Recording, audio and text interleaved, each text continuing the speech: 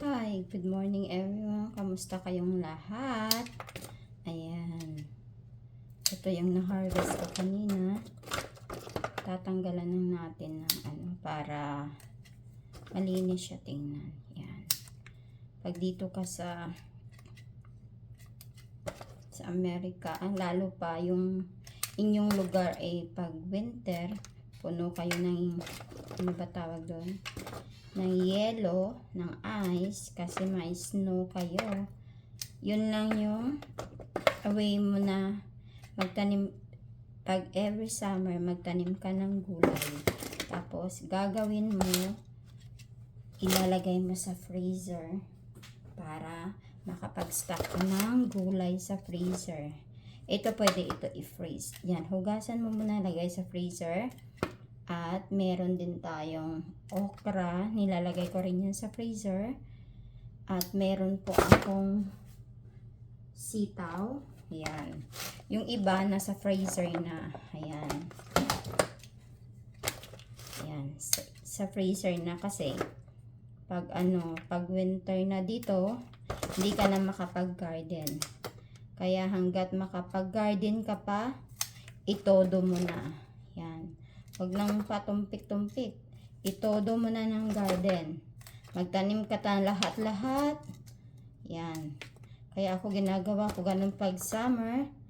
Todo. Ang daming garden. At lalo yung mga halaman. Kasi nga, pag summer lang talaga, makita ka ng mga bulaklak. Halaman mo na namumulaklak. Pero pag winter na, ang makikita mo kahit puno sa labas, walang dahon. Puro yan, minsan pag winter, puro yan sila ice. Yan. Wala kang damo na makikita. Kasi nga lahat patay na yung damo. Kaya yun, pag summer, kailangan mo talagang sipag at saka mag-garden para kung gusto mo na hindi ka mamimili ng gulay. May gulay din naman sa may gulay din naman sa store. Kaya lang, syempre, iba talaga yung naitanim mo, di ba? Pinaghirapan mo, ganon.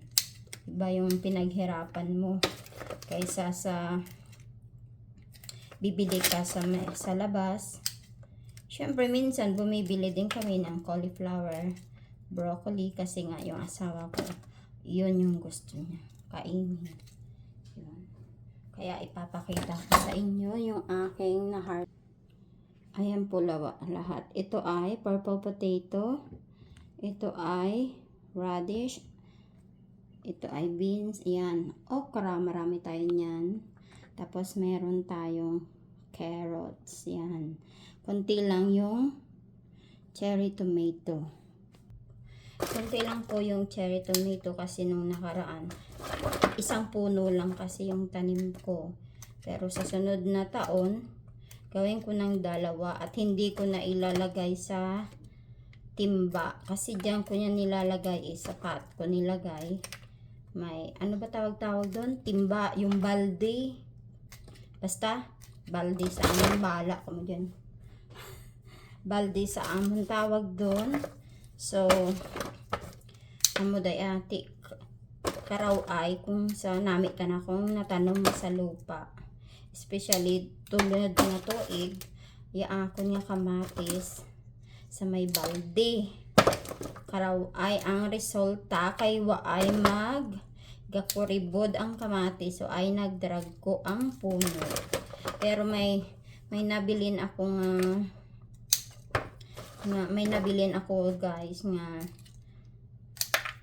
ingkaon ka survivor nga tomato ko, ingkaon da ka dear ti puno do lang nabilin pinsagod-sagod ni Inday ti amuda do karon niya matambok. Kaya ang sa balde ay sos wa ay pulos kuribod anang mga bunga, sobra ka kuribod. Pero ang survivor nga daang puno lang na nabilin pagkaon ka dear. Wow, tambok ta iyay. Tambok ka na ya akon nga akon nga ano tawag doon, akon nga kamatis na siguro magtaka kamo, talagsa lang ako upload diya sa YouTube na kisabi tamad si Iyay mag video ay ko kisabod lain tindihon akon imaw ita na gusto mag video si Iyay te amo da ko kisaga reels gamay lang yan kani guys yan, please like and subscribe yan. Thank you so much.